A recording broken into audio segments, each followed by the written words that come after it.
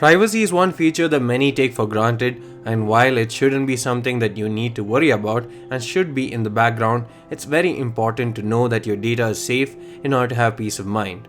In this video, we're going to be talking about privacy-centric features of Oppo's ColorOS 7. This is Sandeep from XDA TV. Let's get this started.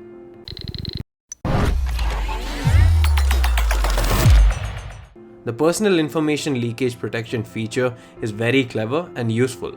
It sends out blank data to apps in order to protect your personal data.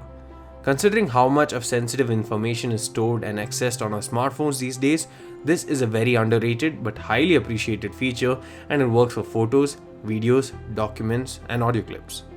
The personal information is in the form of call history, contacts, messages, and calendar events as well, and as far as I can tell, this appears to be a unique feature in Android skins. The Smart Protection feature will automatically determine whether or not to turn on protection for newly installed apps.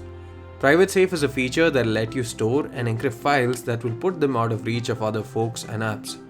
Private Safe protects user-selected files by transferring them to a folder where they cannot be accessed, read, or modified by other applications.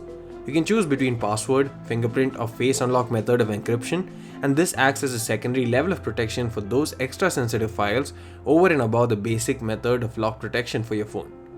This protection can be applied to applications as well via the app lock feature, which makes sure that the application can't be opened unless the appropriate password is given.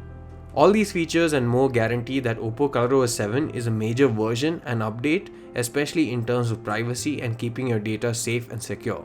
That's it for this video. If you have any questions, do let me know in the comment section below. Thanks for watching. See you again in the next one, and don't forget to hit the subscribe button.